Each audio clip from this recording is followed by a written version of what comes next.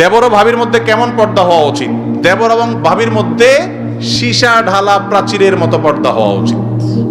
দুনিয়ার যে মহিলার সাথে সবচেয়ে কঠিন ভাবে পর্দা করতে হবে সেই মহিলা হলো ভাবি।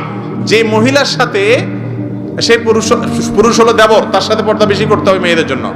আর ওই মহিলার সাথে পর্দা সবচেয়ে বেশি করতে হবে যিনি হলেন দেবরের ভাবি অথবা কোন পুরুষের শ্যালিকা। নবী সাল্লাল্লাহু আলাইহি ওয়াসাল্লাম বলেছেন আল হামওয়াল মউত, এরা হলো মউতের মতো। ঘরে থাকে একসাথে, মনে করা হয় ঘরের ইতে লোক, বড় ভাইয়ের বই তো, বড় ভাই আমার কোনো দোষ মনে করে না।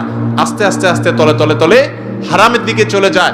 হারাম সরাসরি না হোক, মনে মনে হয়, বিভিন্ন ভাবে হয়। এই নবী সাল্লাল্লাহু আলাইহি ওয়াসাল্লাম সাবধান করেছেন। বাহিরে মহিলার সাথে পর্দা অনেকে ঠিকই করে, বাসায় এসে ভাবির সাথে পর্দা করে না। অনেক মহিলা আছে বাহিরে বোরকা পরে যায়, বাসায় দেবরের সাথে দেখা করে, আছে না নাই?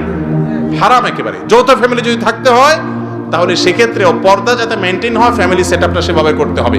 পুরুষরা ভিতরে গেলে যৌথ ফ্যামিলিতে ভাবি আছে, অন্যরা আছে যাদের সাথে পর্দা করতে হবে, তাহলে গলা পরিষ্কার করে আসসালামু আলাইকুম বলে যাবেন, একটু সময় নিয়ে যাবেন যাতে তারা সরে যেতে পারে।